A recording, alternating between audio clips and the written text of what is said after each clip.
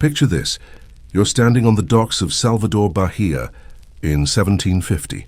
The air is thick with the stench of human misery. The crack of whips echoes across the harbor, and chains clank as thousands of African souls are herded like cattle from disease-ridden ships onto Brazilian soil. What you're witnessing isn't just another day in colonial Brazil. You're watching the largest slave importing operation in human history unfold before your eyes, while most people today can tell you about slavery in the American South. Few realize that Brazil was the true behemoth of the Atlantic slave trade. This is the story of a nation that built its entire foundation on the broken backs of enslaved Africans, yet somehow managed to slip through the cracks of historical memory. Brazil wasn't just participating in the slave trade, it was the slave trade. Let's put this in perspective with numbers that will shock you. Of the approximately 12.5 million Africans who survived the hellish Middle Passage to reach the Americas, a staggering 5.5 million, nearly half, ended up in Brazil.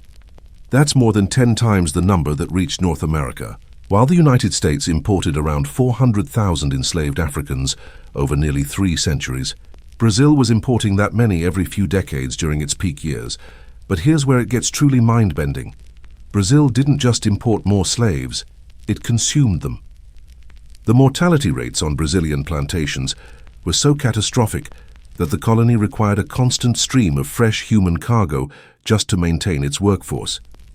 While enslaved populations in North America eventually began growing through natural reproduction, Brazil's plantations were literal death machines that ground up human lives faster than ships could deliver replacements. The Portuguese didn't stumble into this horror by accident.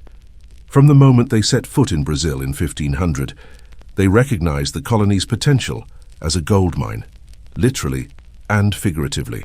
The fertile coastal plains were perfect for sugar cultivation, the interior held vast mineral wealth, and the indigenous population, while initially enslaved, was rapidly dying from disease and overwork. The solution? Africa. By 1550, Portuguese traders had established a brutal supply chain that would operate for over 3 centuries. Ships loaded with manufactured goods, weapons, and alcohol sailed from Lisbon to West and Central Africa. There they traded these items for human beings, men, women, and children torn from their homes, families destroyed, communities shattered. These ships then sailed to Brazil, where their human cargo was sold to plantation owners desperate for labor. What made Brazil different from other slave societies wasn't just the scale, it was the systematic efficiency of exploitation. The Portuguese developed what historians call the plantation complex, an integrated system where enslaved Africans produced cash crops that generated enormous profits for European merchants and Brazilian planters. Sugar, coffee, tobacco, cotton, and later gold and diamonds, all extracted through forced labor that enriched a small elite while condemning millions to lives of unimaginable suffering. The numbers tell only part of the story. Behind each statistic was a human being with a name, a family, dreams that were shattered by the slave ship's hold.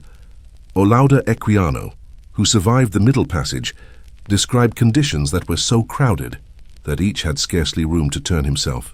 The mortality rate during the voyage to Brazil was approximately 15%, meaning that for every 100 Africans who boarded a ship, 15 would die before reaching Brazilian shores.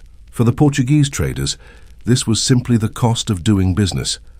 Brazil's appetite for enslaved labor was insatiable because its economic model was built on death.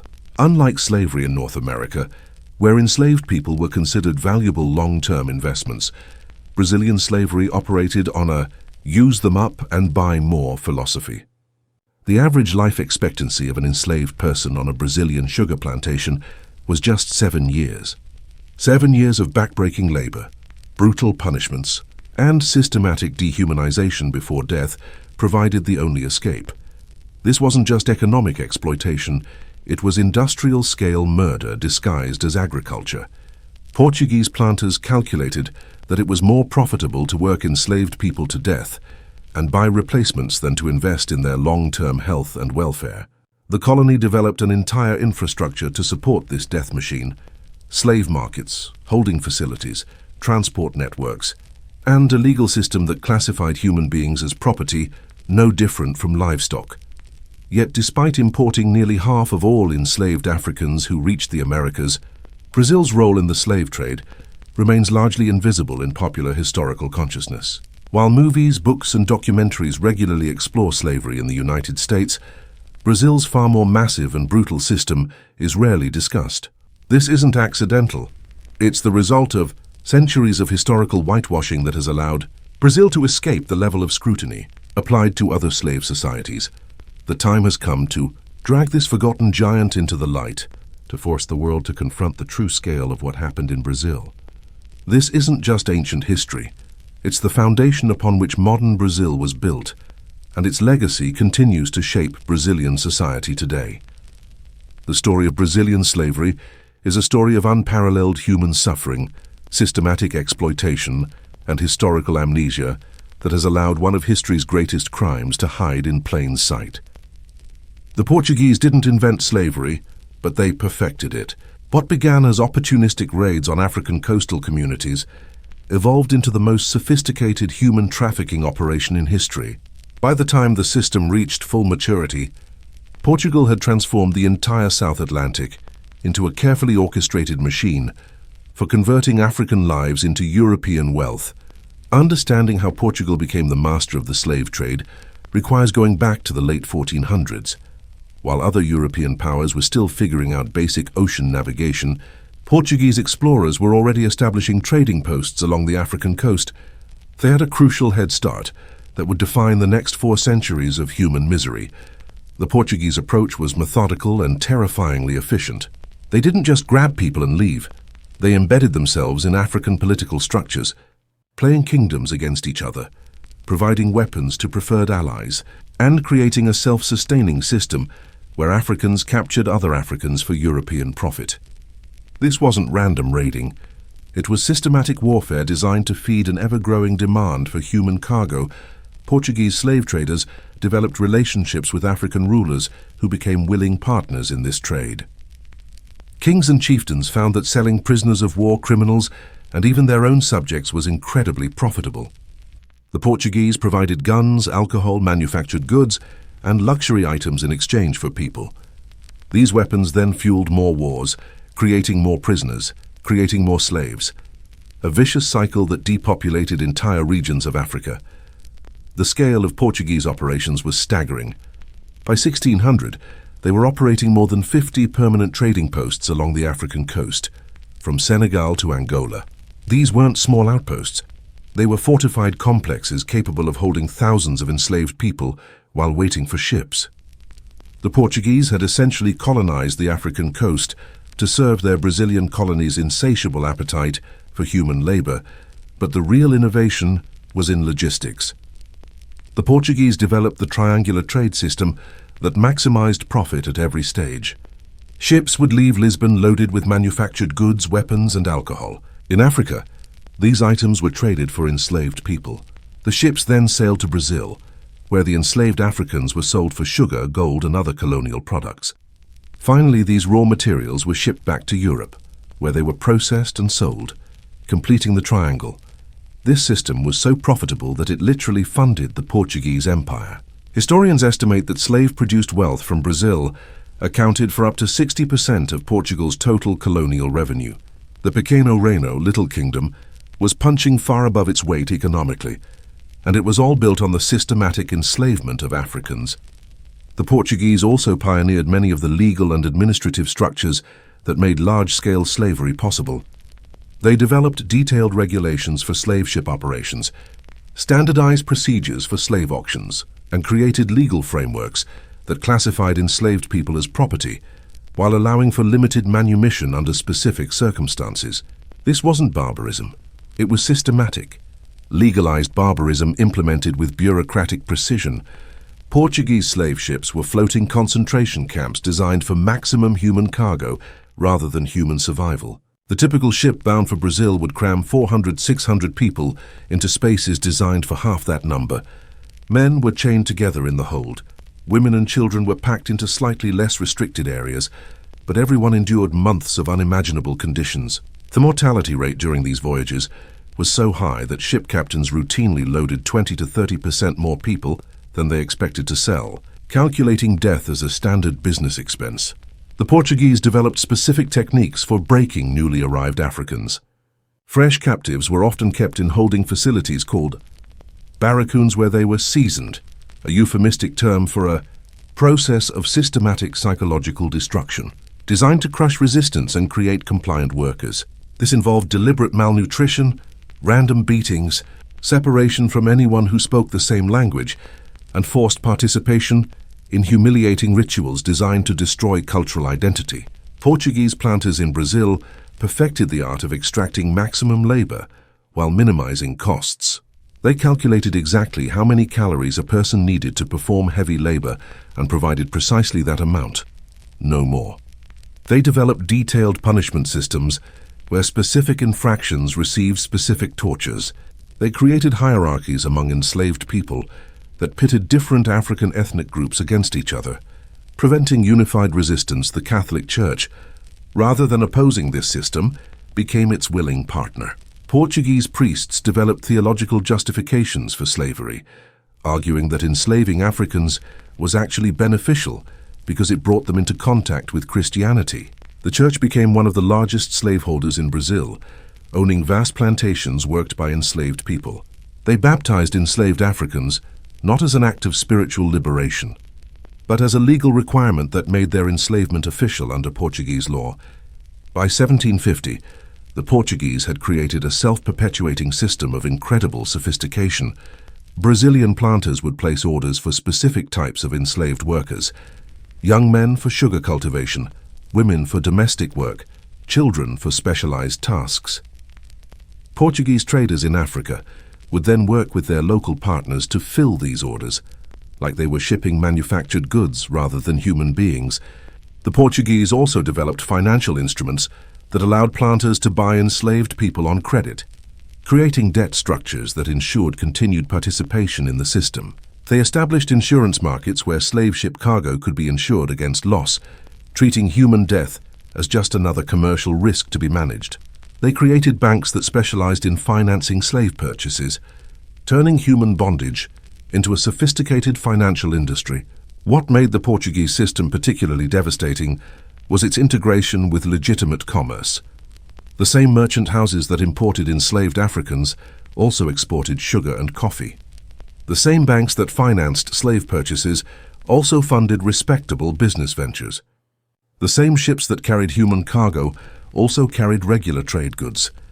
This integration made the system incredibly difficult to disrupt, because ending slavery would have meant dismantling the entire colonial economy. The Portuguese Empire of Flesh wasn't just about Brazil. It was a global network of human trafficking that connected 4 continents. Portuguese traders operated from Macau to Mozambique, from Angola to Brazil, creating the world's first truly global economy built on systematic human exploitation. Welcome to Hell on Earth. If you want to understand the true horror of Brazilian slavery, you need to see it through the eyes of someone who lived it. Picture yourself waking up at 4 a.m. in a cramped, windowless shed called a senzala, where you sleep chained to 20 other people on a floor covered in your own filth. You have exactly 10 minutes to relieve yourself in a communal hole before the overseers. Whip starts moving you toward another day of what the Portuguese euphemistically called labor. Brazilian plantations weren't just economic enterprises. They were systematically designed killing machines that extracted maximum productivity from human beings before discarding them like broken tools. The numbers are staggering, and they tell a story of industrialized murder that puts Brazil in a category of horror all by itself. Let's start with sugar, the crop that built Brazil's economy on a foundation of bones. Sugar production required enslaved workers to perform some of the most physically demanding and dangerous work imaginable. During harvest season, which could last up to 6 months, enslaved people worked 18 to 20-hour days under the scorching tropical sun. They cut sugarcane with machetes, loaded 200-pound bundles onto their heads, and carried them to processing facilities where they worked next to boiling cauldrons and grinding machinery that regularly crushed limbs and killed workers. The sugar mills themselves were death traps. Enslaved people fed cane into grinding wheels powered by oxen or water wheels. If someone's hand got caught, and it happened regularly, The standard procedure was to immediately sever the arm to prevent the entire body from being pulled into the machinery. There was no medical care, no pain relief, just hot tar poured over the stump to stop the bleeding and an expectation that the person would return to work as soon as they could stand. But the real killer wasn't the machinery. It was the systematic malnutrition and overwork that defined daily life on Brazilian plantations. Portuguese planters calculated precisely how many calories a person needed to perform heavy labor and provided exactly that amount. The typical daily ration for an enslaved person was about 100–200 calories, barely enough to survive, let alone thrive. This consisted of cornmeal, beans, and occasionally a small piece of salted meat or dried fish. No vegetables, no fruit, no variation.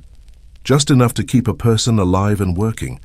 The housing conditions were deliberately dehumanizing. The senzalas were essentially concentration camp barracks designed to house maximum numbers of people in minimum space. A typical building measuring 30 by 12 feet would house 40–50 people. There were no windows, no ventilation, no privacy, no sanitation. People slept on the ground, often chained together to prevent escape attempts. Disease spread rapidly in these conditions, and Portuguese planters simply calculated epidemic deaths as part of their operating expenses. Medical care was non-existent for enslaved people. When someone became too sick to work, they were often left to die rather than receive treatment. Portuguese planters kept detailed accounting records that show they spent more money maintaining their oxen and horses than caring for enslaved people. Animals, after all, were harder to replace than humans. The punishment system was designed to break people psychologically as well as physically. The standard punishment for minor infractions was 25 lashes with a leather whip embedded with metal studs. Serious offenses could result in 102 to 200 lashes, which was essentially a death sentence carried out slowly. But Portuguese overseers developed more creative tortures for those who showed signs of rebellion or resistance. Common punishment was called the wooden horse. Enslaved people were forced to sit astride a sharp wooden beam with weights attached to their feet, often for hours or days. Another was roasting, hanging someone over a slow fire until they were partially cooked alive. The most sadistic punishment was forcing other enslaved people to participate in the torture of their friends and family members, destroying social bonds and creating psychological trauma that prevented organized resistance. Women faced additional horrors. Sexual violence was systematic and widespread. Portuguese plantation owners and overseers considered enslaved women their property to be used however they wished. Pregnancy provided no protection. Pregnant women were forced to work until they went into labor, often giving birth in the fields and returning to work within days. Infant mortality rates among enslaved families were over 50%, and many women watched multiple children die before reaching adulthood. Children born into slavery began working as young as 5 or 6 years old.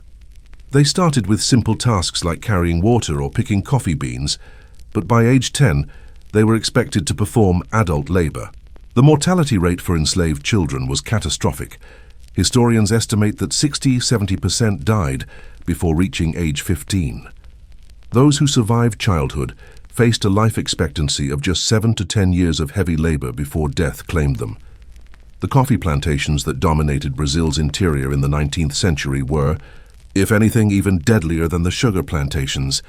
Coffee cultivation required workers to clear virgin forest, plant on steep mountain slopes, and work at high altitudes where the thin air made physical labor even more exhausting. The São Paulo region became known as a place where enslaved people were literally worked to death in 3 to 5 years. Portuguese planters kept meticulous records of their investments, and these documents reveal the cold calculation behind the death machine.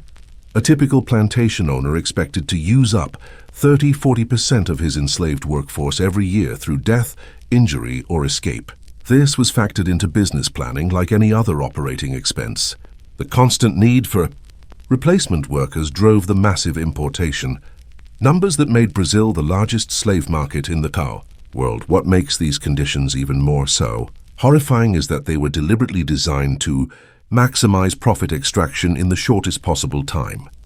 Portuguese planters had done the math and determined that it was more profitable to work people to death and buy replacements than to invest in their long-term health and productivity. This wasn't ignorance or incompetence. It was a calculated business strategy that treated human beings as disposable resources. The psychological impact of this system was just as devastating as the physical brutality. Enslaved people lived with the constant knowledge that they were considered less valuable than farm animals, that their children would face the same fate, and that death was often the only escape. Many chose suicide over continued enslavement, leading plantation owners to implement suicide prevention measures not out of humanitarian concern, but to protect their financial investments. By the time slavery was finally abolished in Brazil in 1888, the system had consumed an estimated 5.5 million African lives over more than 3 centuries. Each of those numbers represents a human being who was born free, captured or sold into bondage, shipped across an ocean in horrific conditions, and then worked to death to produce wealth for people who saw them as nothing more than agricultural equipment with legs. The story of Brazilian slavery isn't just one of victimization. It's also an epic tale of resistance, rebellion, and the unbreakable human spirit. While Portuguese plantation owners believed they had created the perfect system of human control, enslaved Africans and their descendants proved them catastrophically wrong. The most spectacular example of this resistance was the creation of independent communities called Quilombos, and the greatest of these was Palmares, a free black nation that existed in the heart of Brazil for nearly a century. But let's start with the daily acts of resistance that made plantation life a constant battle of wills. Enslaved people in Brazil didn't passively accept their fate. They developed elaborate networks of communication, created secret religious practices that preserved African traditions under the cover of Christianity, and found countless ways to sabotage the system that oppressed them. They broke tools, set fires, poisoned masters' food, helped others escape, and turned the plantation system's efficiency against itself. Portuguese planters lived in constant fear of their enslaved workforce, and for good reason. The demographic reality of Brazilian slavery meant that in many regions, enslaved people outnumbered whites by 10 to 1 or more. This numerical advantage, combined with intimate knowledge of local geography and Spanish-Portuguese military tactics learned through observation, made large-scale rebellion a constant threat. The Quilombo movement represented the most sustained and successful form of resistance to slavery anywhere in the Americas. The word Quilombo comes from the Bantu word Quilombo, meaning military camp or settlement. These weren't just hideouts for runaway slaves. They were fully functioning societies that reproduced African political, social and economic structures in the Brazilian wilderness. Quilombos existed throughout Brazil, but none approached the scale and significance of Palmares. Located in what is now the state of Alagoas in northeastern Brazil, Palmares began around 1605, when a small group of escaped slaves established a settlement in the mountainous, forested interior. Over the next several decades, this community grew into something unprecedented: a free black nation with its own government, military, economy, and culture. At its peak, Palmares contained an estimated 20,000 people living in multiple towns and villages, spread across an area larger than Portugal itself. This wasn't a temporary refuge, it was a permanent alternative to plantation slavery that demonstrated what Africans and their descendants could accomplish when freed from bondage. Palmares had its own agricultural system, manufacturing, trade networks, and military organization that successfully resisted Portuguese and Dutch attacks for nearly 90 years.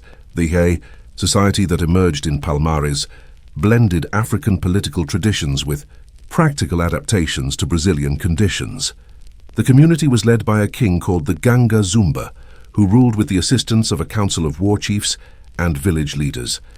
They developed a sophisticated military organization that used guerrilla tactics, fortified positions, and intimate knowledge of local terrain to defeat much larger Portuguese expeditions sent to destroy them.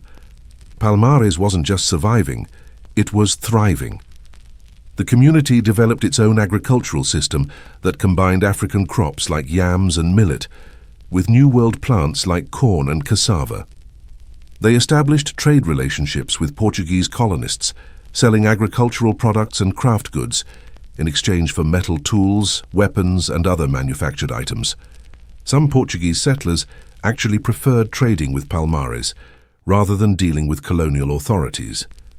The military success of Palmares was extraordinary. Between 1602 and 1694, the Portuguese launched more than 20 major expeditions against the Quilombo, employing thousands of soldiers, indigenous allies, and even professional bandeirante raiders, known for their skill at capturing escaped slaves. Every single expedition failed. The Palmarinos, as residents were called, used the mountainous terrain to their advantage, employing hit-and-run tactics that devastated Portuguese forces while preserving their own strength. Portuguese colonial authorities became obsessed with destroying Palmares, not just because it sheltered escaped slaves, but because its very existence challenged the foundations of the colonial system. If thousands of Africans could create a successful free society in the Brazilian interior, it proved that slavery was not natural or inevitable. Palmares was living proof that Africans were fully capable of self-government, military organization, and economic development. The most famous leader of Palmares was Zumbi, who became king around 1678 and led the community through its final decades of independence. Zumbi was born free in Palmares, but had been captured as a child and raised by Portuguese priests who gave him the name Francisco. He learned to read and write Portuguese, studied European military tactics, and eventually escaped back to Palmares, where he used his knowledge to strengthen the community's defenses. Under Zumbi's leadership, Palmares reached its greatest extent and military effectiveness. He organized the community's scattered settlements into a unified defensive network, established diplomatic relations with other Quilombos throughout Brazil, and created a military force capable of launching offensive operations against Portuguese settlements. Zumbi understood that Palmares couldn't survive in isolation. It needed to be part of a broader movement of resistance to slavery. The Portuguese finally succeeded in destroying Palmares through a combination of military innovation and psychological warfare. In 1694, they hired a bandeirante force led by Domingos Jorge Velho, who employed new tactics specifically designed to counter Quilombo defensive strategies. Instead of launching frontal attacks on fortified positions, the Portuguese focused on destroying agricultural areas and cutting off trade routes, essentially laying siege to the entire region. Even then, it took months of brutal warfare to finally break Palmares' resistance. When the main settlement of Macaco was finally overrun, hundreds of Palmarinos chose death over re-enslavement, throwing themselves from cliffs rather than surrendering. Zumbi himself escaped the final battle, but was betrayed by a former ally and killed in 1695. His head was displayed in public to prove that the great leader was dead, but his legacy lived on. The destruction of Palmares didn't end Quilombo resistance. It inspired it. Throughout the 18th and 19th centuries, new Quilombos formed across Brazil, many explicitly modeling themselves on Palmares. Communities like Quilombo do Ambrósio in Minas Gerais, Quilombo do Buraco do Tatu in Bahia, and dozens of others continued the tradition of armed resistance to slavery. Beyond the Quilombos, enslaved people in Brazil organized numerous plantation revolts, urban uprisings, and coordinated escape attempts. The Malay Revolt of 1835 in Salvador saw enslaved and free Muslims organize a sophisticated uprising that temporarily seized control of parts of the city. The Baleada Rebellion in Maranhão involved thousands of enslaved people, poor whites, and indigenous people in a multi-year conflict against colonial authorities. These resistance movements fundamentally altered the nature of Brazilian slavery. Portuguese planters were forced to spend enormous resources on security, surveillance, and military expeditions that reduced the profitability of the entire system. The constant threat of rebellion limited the expansion of plantation agriculture into certain regions and forced changes in how enslaved people were managed and controlled.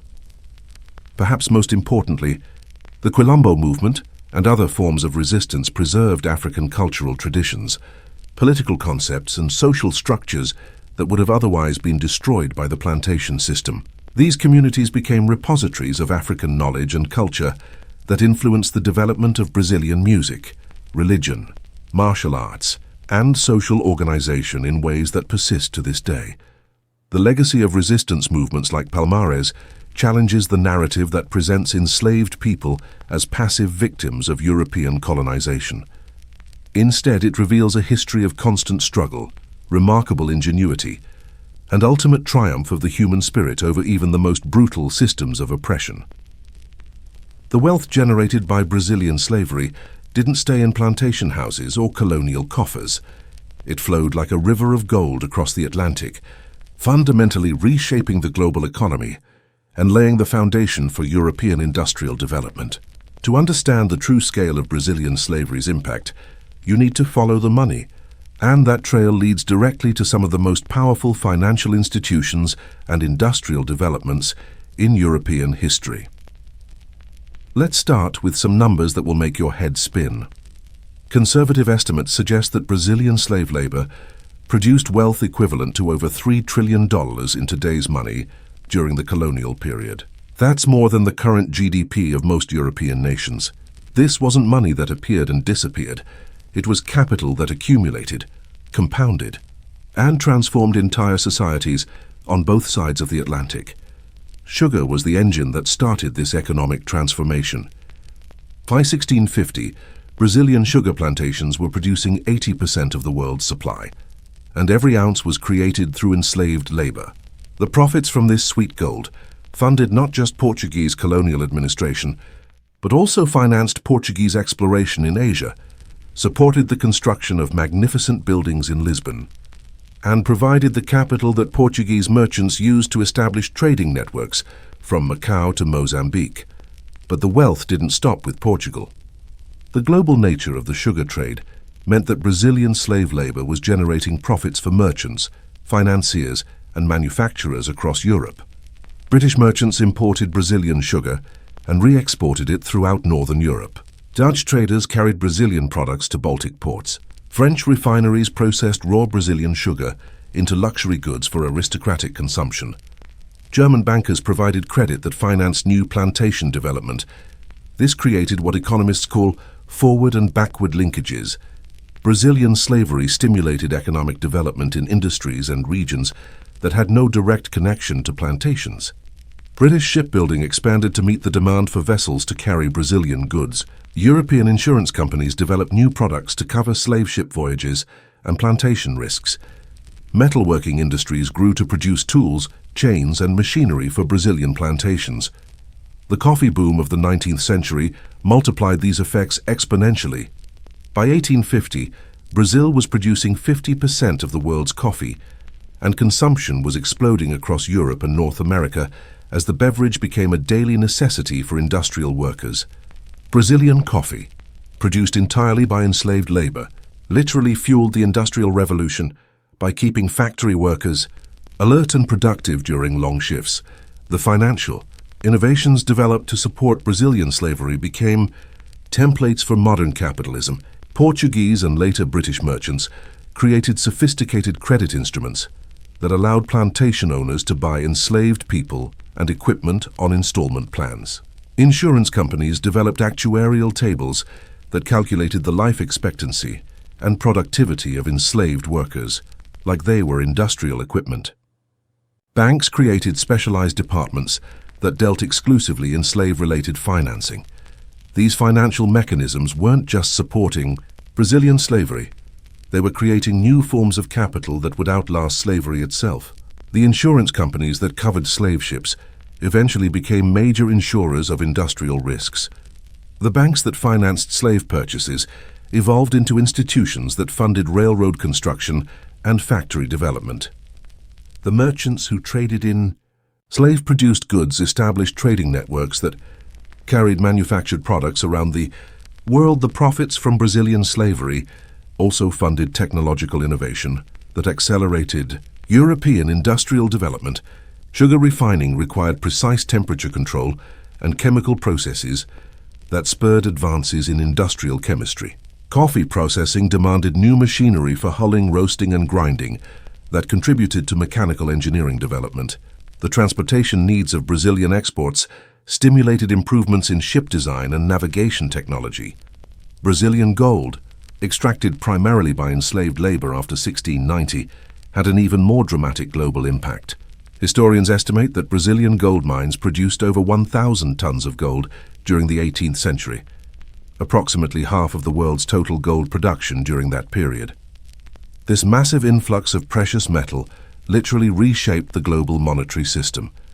Portuguese gold from Brazil flowed to Britain through trade relationships and treaty obligations, providing the monetary foundation for British economic expansion. Much of this gold ended up in the Bank of England, where it backed the pound sterling and enabled Britain to become the world's dominant financial power. British merchants used this gold-backed currency to finance global trade networks, industrial development, and eventually colonial expansion that would create the British Empire. The demographic impact of Brazilian slavery also had global consequences that persisted long after abolition.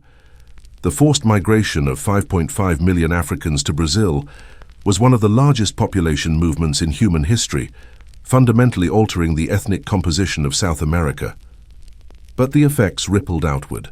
The depopulation of certain African regions disrupted traditional political structures, economic systems, and social organizations in ways that influenced African development for centuries. Brazilian slavery also created new forms of racial hierarchy and social organization that became models for other slave societies. The Portuguese developed elaborate systems of racial classification that defined legal and social status based on ancestry and appearance. These systems, refined through centuries of Brazilian experience, were exported to other Portuguese colonies and influenced racial thinking. Throughout the Atlantic world, the industrial technologies developed to process Brazilian slave-produced goods became foundations for high manufacturing development in Europe and North America. Sugar refining technology evolved into chemical processing industries. Coffee processing machinery influenced food manufacturing development. The transportation and storage systems developed for Brazilian exports became templates for global commodity trading. Perhaps most significantly, Brazilian slavery created new patterns of international trade and economic dependency that persist today. Brazil became locked into a role as a raw material exporter, while manufactured goods flowed from Europe. This colonial economic relationship, established through slavery, created structural inequalities that continued long after abolition and influenced Brazil's position in the global economy. Throughout the 20th century, the wealth generated by Brazilian slavery also funded cultural and intellectual development in Europe that had lasting impacts. Portuguese gold paid for Baroque architecture in Lisbon and Rome. Sugar profits supported university expansion and scientific research. Coffee revenues funded artistic patronage and literary development. The Age of Enlightenment that transformed European intellectual life was literally built on wealth extracted through Brazilian slave labor. The irony is profound. The period when European philosophers were developing concepts of human rights, individual liberty, and natural equality was funded by profits from one of history's most brutal systems of human exploitation. The same gold that paid for Enlightenment philosophy books was extracted by enslaved Africans working in conditions of unimaginable brutality. By the time slavery was finally abolished in Brazil in 1888, the global economic system it had helped create was so entrenched that abolition barely caused a ripple in international markets. The financial institutions, trading networks, transportation systems, and industrial technologies developed to support slave-based production simply adapted to wage labor and continued generating wealth for the same. European and North American beneficiaries. This economic legacy of Brazilian slavery represents one of history's greatest wealth transfers, the systematic extraction of value from African labor to fund European and North American development. Understanding this transfer is crucial to comprehending persistent global inequalities and the foundations of modern capitalism itself. May 13, 1888. Princess Isabel of Brazil picks up her pen and signs 18 words that would officially end more than 3 centuries of legalized human bondage. From this date, slavery is declared abolished in Brazil. All dispositions to the contrary are revoked. With that signature on the Lei Áurea, the Golden Law, Brazil became the last nation in the Western Hemisphere to abolish slavery, a shameful distinction that reveals just how deeply the institution was embedded in Brazilian society and economy. But here's the brutal truth that Brazilian history books don't want you to know. Abolition in Brazil wasn't the result of moral awakening or humanitarian concern. It was the last desperate act of a dying system that had become economically obsolete and politically unsustainable. By 1888, Brazil wasn't leading the world toward freedom. It was being dragged kicking and screaming into modernity by forces it could no longer resist. The path to abolition reveals the depth of Brazilian commitment to slavery. While Britain abolished slavery in its colonies in 1833, while France ended it in 1848, while even the United States managed to end it in 1865 after a devastating civil war, Brazil held on for another generation. This wasn't an accident or oversight, it was a deliberate choice by a society that simply could not imagine existence without enslaved labor. The Brazilian economy in the 1880s was still fundamentally dependent on slave labor. Coffee plantations in São Paulo, sugar estates in the northeast, and urban industries throughout the country relied on enslaved workers for their basic operations. More than 700,000 people remained in bondage when Princess Isabel signed the Golden Law. More enslaved people than had ever existed in the United States at any single moment. What finally forced Brazil's hand wasn't moral pressure or slave revolts, it was international isolation and economic necessity. By the 1880s, Brazil had become a global pariah, the only civilized nation still clinging to an institution that the rest of the world had abandoned. European investors were reluctant to finance Brazilian development projects. International banks charged higher interest rates for Brazilian loans, and the country's diplomatic relationships were strained by its continued acceptance of slavery. The Brazilian military had also become a crucial factor in abolition, but not for reasons you might expect. Officers who had fought in the Paraguayan War, 1864-1870, had seen how effectively free-wage laborers could be mobilized for modern warfare. Many returned convinced that Brazil needed to modernize its entire social and economic system to compete with more advanced nations. Military leaders began publicly refusing to capture escaped slaves, declaring that the army would no longer serve as slave catchers for plantation owners. But the most damning evidence of Brazilian commitment to slavery is found in the decades-long process of gradual abolition that preceded the Golden Law. Rather than ending slavery outright, Brazilian politicians spent 20 years implementing halfway measures designed to preserve the system while appearing to reform it. These laws reveal a society desperately trying to maintain slavery while adapting to changing international pressures. The Rio Branco Law of 1871, also called the Free Womb Law, declared that children born to enslaved mothers would be free, but only after they turned 21, and only if they worked for their mother's owners until that age. This wasn't liberation. It was extending slavery for another generation while providing the appearance of progress. The law effectively enslaved people who were technically free, creating a new category of bondage, disguised as gradual emancipation. The sexagenarian law of 1885 declared that enslaved people over 60 would be freed, but with the condition that they continue working for their former owners for 3 more years as compensation for their freedom. Since the average life expectancy of enslaved people in Brazil was less than 40 years, this law freed virtually no one, while allowing politicians to claim they were advancing abolition. It was a cynical political theater designed to deflect international criticism while preserving the essential structures of slavery. Even more revealing is what happened immediately after abolition. Unlike other societies that ended slavery, Brazil provided no compensation, assistance, or support for the newly freed population. No land redistribution, no education programs, no economic assistance, nothing. Enslaved people were simply told they were free and left to fend for themselves in a society that had no place for free black labor. The result was predictable and devastating. Most formerly enslaved people remained on the same plantations where they had been enslaved, now working for starvation wages under conditions barely distinguishable from bondage. They had no money, no property, no education, and no political rights. Freedom meant the freedom to starve if they couldn't find work with their former masters. Brazilian plantation owners had actually prepared for this outcome.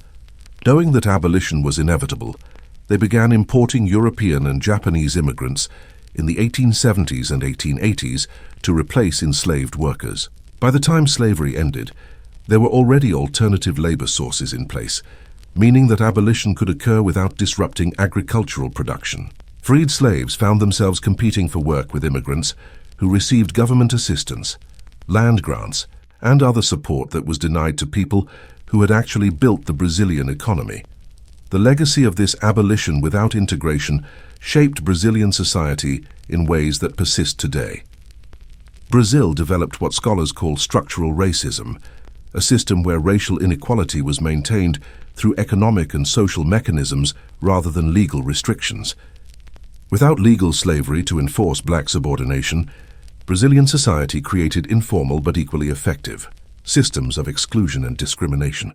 Brazilian cities developed rigid residential segregation that concentrated the formerly enslaved population in favelas, hillside, slums that lacked basic services and economic opportunities.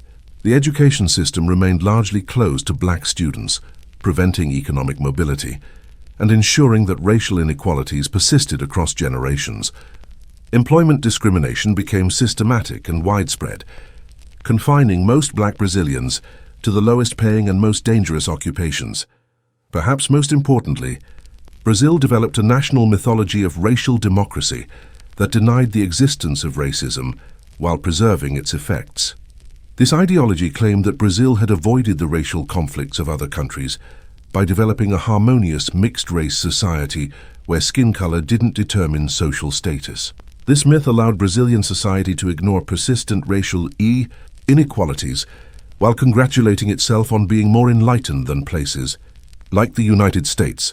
The reality is that Brazil never had a civil rights movement, never experienced a period of racial reckoning, and never seriously confronted the legacy of slavery.